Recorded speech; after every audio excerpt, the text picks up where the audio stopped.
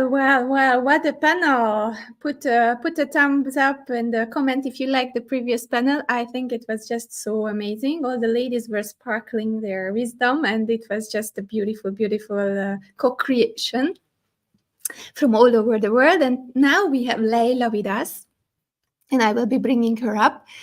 And we will be talking about a very beautiful topic that is very close to my heart, self-love. And you will have a beautiful 20 minutes with her. So I will bring up Leila. Hi, Leila. How are you today? Hi, Andrea. I'm pretty well. Thank you so much.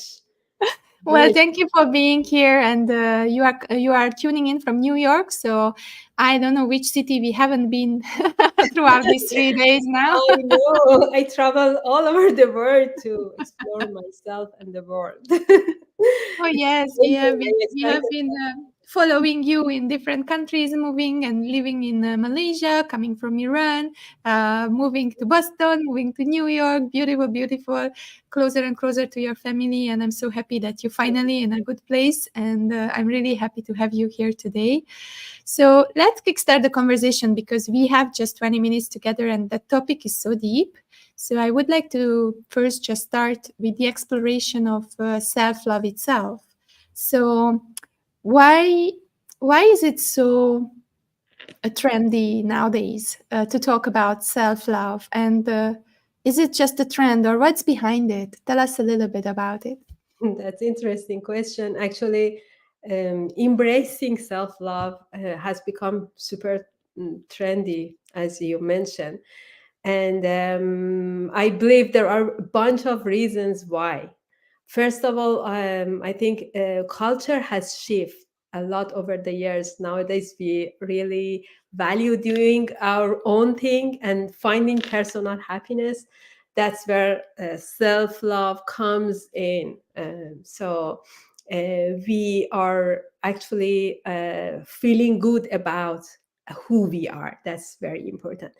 And it's not only this, scientists also have jumped on the self love train. They've found that feeling good about yourself is seriously important for your mental health. And positive psychology, which is all about focusing on our strength and being kind to ourselves, has become a big deal. And social media plays a big part too, with platforms like Instagram, Twitter, YouTube.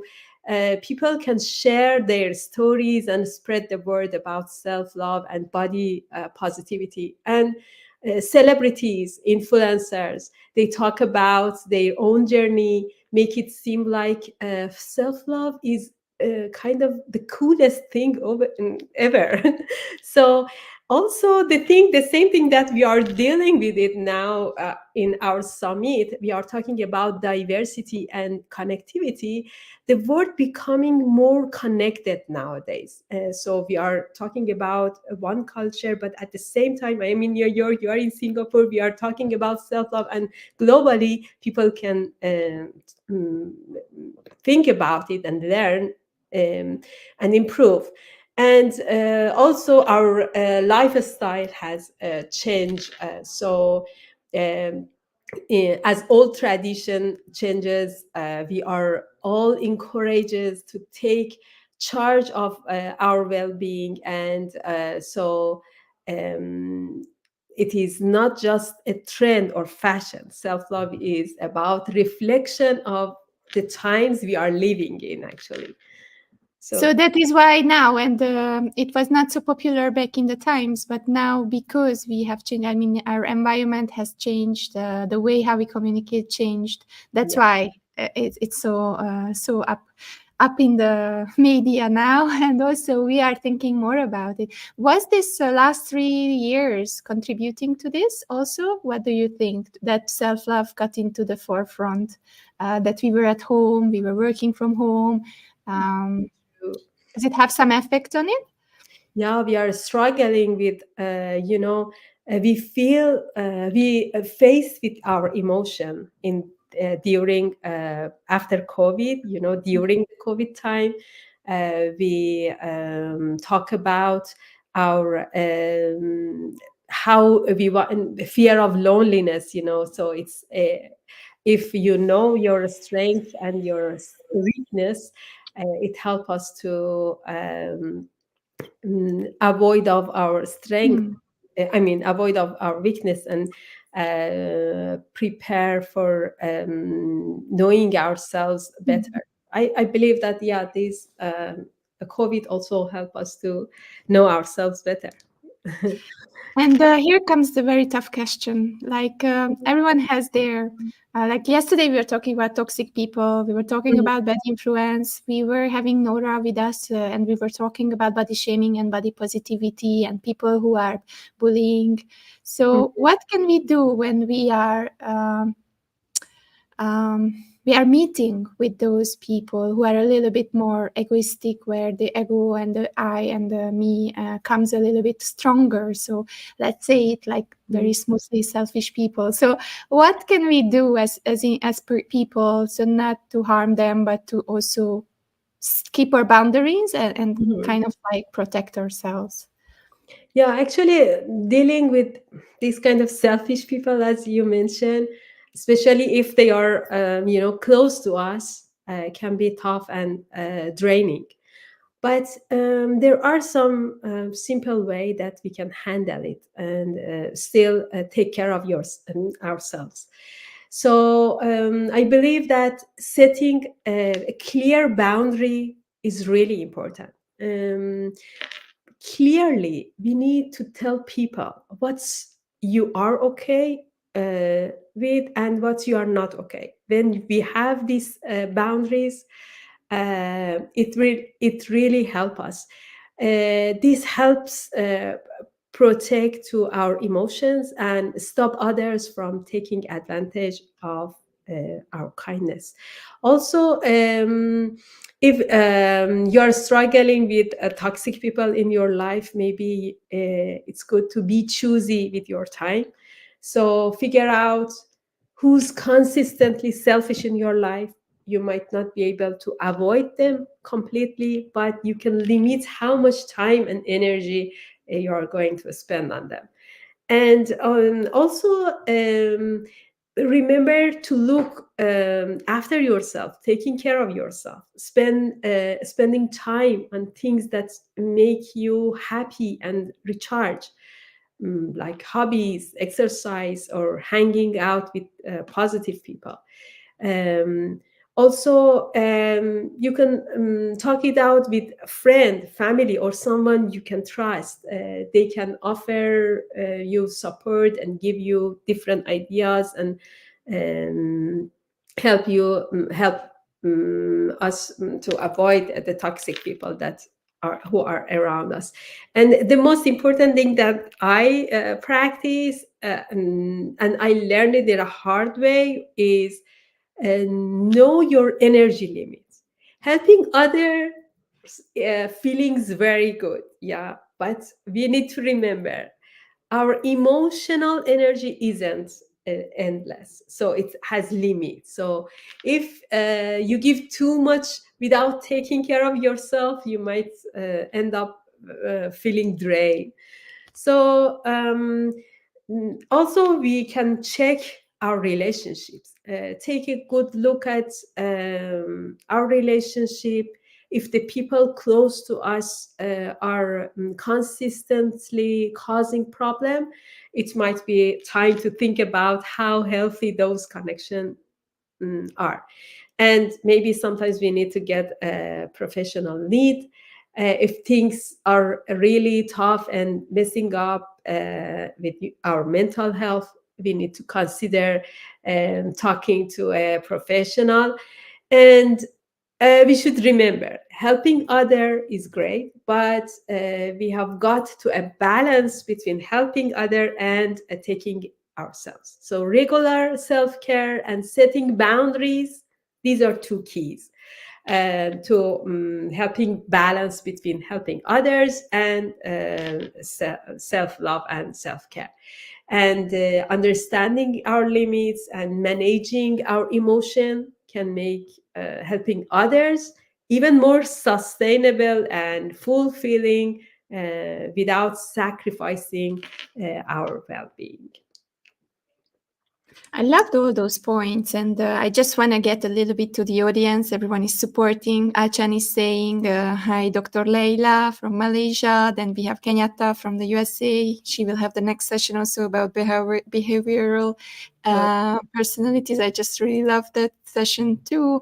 And then we have Charm saying, "It's not just a trend or fashion; it's how we are living now." So yes, it's coming basically in the forefront, self-love. Charm again, yes, the silver lining during the pandemic, we got to know ourselves better. And then I also see Chair Yangtan, we need to love ourselves with a healthy food. That's true too. Self-care is also about your health, actually. You couldn't do anything else without being healthy, right? So very good point, Charyang. So let's go further because we want to give you like a full spectrum of self-love and everything that is belonging to it. And the next question is about compassion. We are both very compassionate people, and this whole summit is about compassion, right? I couldn't do it if I wouldn't have the drive of compassion to help other people. that's right. So I think it can be a positive thing, but it's also like, how would I recognize that I have self-compassion if I don't know? Or what do I do with self-compassion? What can you use it for? Mhm. Very good question. Actually, being kind to yourself is what self compassion is all about.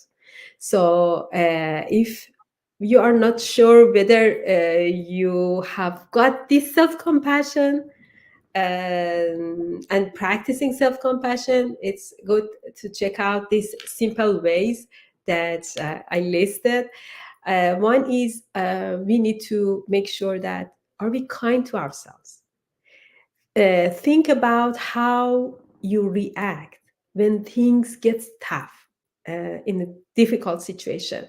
So, are you super critical and tough on yourself, or you give yourself a break and sometimes understanding? Actually, self compassion means being supportive and caring to yourself, especially when times is very difficult. So first is be kind to yourself, and the other thing is mindfulness. So pay attention to your thoughts and feelings without being too judgmental. Being aware of what's going on in my head. That's really important. And also, we need to realize that everyone faces challenges. Your struggles are not just yours. Other people also getting divorced, and they are trying to, you know, struggle with their addiction and so many other difficulties. So it's kind of part of human being. So knowing this help us to feel that connected, not alone. They call it common humanity. And also balance between self and others. Of course, caring about others is great, but we should not forget about ourselves. Self compassion means treating yourself the way the same way as you treat your best friend, and not putting your own need last. So remember the energy limit that we talk about. And positive self talk also is really important. And it's a good practice. Listen to that little voice inside your head. Is it usually cheering you on, or it's a bit kind of blaming you? So, self compassion involves changing negative thoughts into more positive and encouraging one. And also, how much do you value taking care of yourself is important. Doing things that make you feel good physically and emotionally shows that you are practicing self compassion. And we call it self-care practice, like setting boundaries and taking breaks, or doing things that you enjoy. Also, and another point which is very important is forgiveness. Can you forgive yourself when you mess up? This is kind of question if I am practicing self-compassion or not. Self-compassion is about understanding that everyone makes mistake. Instead of blaming ourselves, It's about learning and growing from those experiences. That's really good. So no need to be blamed, only we can forgive ourselves. So it's kind of a skill that you can develop over time with a bit of effort and practice. And we need to consider trying out self-compassion exercise and mindfulness to be part of our routine somehow. I love it. I think I just can add from my personal perspective, it was always guilt that was always playing with me. It was a very heavy negative feeling. So if I can make it like picturesque, I had always this nagging guilty feeling. One person sitting on the shoulder, like the, you know, the little evil little bit of Yeah. brain. And then I have that like, yes, yes, you did something very wrong. And I'm like, no, no, no, everything is okay. I'm not guilty. I don't feel guilty. Yeah, yeah, yeah, you are guilty. You did something very wrong. It's Yes. very interesting how yourself can have these inner talks Mhm. inside you. And then that is something I think that's what you meant. You can control at least and be aware of it and then try to go on the positive side and encourage the positive mini person and not the negative Exactly. one. You mentioned a very good point. Actually, self-compassion is one of the pillar of self-love. If I want to give you a very good tool for practicing self-love, is like I can give you three tools, which is really interesting if we pay attention to that. So it's about intention, attention, and action. So, for example, in a daily life, if I want to practice self love, intention means what is your goal? Thinking of intention of like how can I have a healthier life, for example, lifestyle. So make your intention clear and strong. It's really important. I try to practice this very hard. So I said, okay, I want to be healthier, but I understand that no, I have to be stronger, better. So I understand. I learned that I intend to exercise every day. That is really really helpful. So intention, it's what's your goal, and attention means stay tuned in. So attention is like paying close attention with mindfulness, and focusing on what's happening inside and around of you, surrounding your surrounding. So sometimes you might use meditation or journaling to be able to pay attention to your surrounding and yourself. And then action is be kind to yourself. So in mindfulness means keeping an eye on your feelings, so you are kind of observant, you know. So it's about having a positive approach, like being curious, accepting, and also kind to yourself.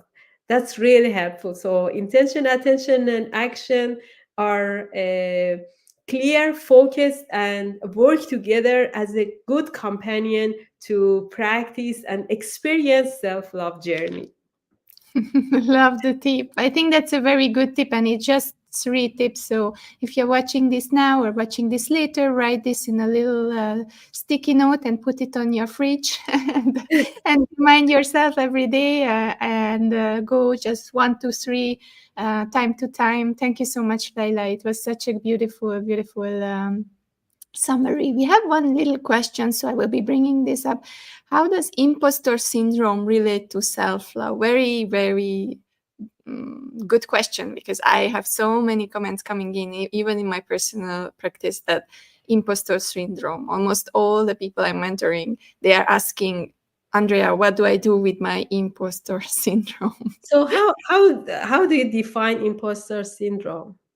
I think it's something that you are procrastinating. You are basically hindering yourself from Mhm. doing the things that you need to do to get where you want to do. So either you have already your intention, you even have your attention, but then you are missing the action part. Okay, so if I want to be practical, perhaps, of course, self positive talk is really, really important. But let's put it in intention, attention, and action. How does it work? For example, how about we think simple, like with intention, when we wake up with the intention to start our day with a positive note and manage stress better, so without talking any negative thing. So attention is, okay, as you go about your start your morning routine, instead of rushing through your morning, like setting autopilot mood, you pay attention. So feel the warmth of the shower water during your shower, and notice that taste of the breakfast you are taking. Take a moment to appreciate the sunshine. These are the example of attention. And action, for example, you're talking about um, pros, mm, pros, prostics. Procrastinating, sorry, Yes, procrastinating a exactly. bit. So so when you are doing that, you are aware. Okay, so you are paying attention that I want to be mindful, have a break. Attention shifts from the busy computer screen or this negative talk to your breath. And then i I have no idea, but it works. I did it with this practice. When you set the intention goal, and when you pay attention as observant, you see your reaction, the action, the result is different, but the result is from inside, not outside. First you feel that, oh, it doesn't happening anymore. You feel the change. But in this kind of example, uh, like mindfulness, intention, attention, and action becomes part of our day life by setting positive intention, paying attention to the present moment, and taking a small action that's aligned with our goals. It's self love, and it makes kind of gift to our self love. I hope you find it useful, and you practice this way. Maybe it's Beautiful, beautiful tips. And it's an actionable tip again, something that we can implement in our lives and do it every day. Thank you so much for sharing that. I think we have one more question and then we can wrap up the session. We have around just 2 minutes to go because then I have to go to Kenyatta's session. So Charyangtan is asking, how does self-love ego extend relate to the community, the super ego? Wow, beautiful question. Oh my God, can you answer this in one minute? um, um, actually, maybe if we are talking about happy mind, happy life, self love is not selfish. It's not ego, as he mentioned, super ego. So it's about self awareness. It's when you are practicing self love, you are trying to elevate yourself in a higher level.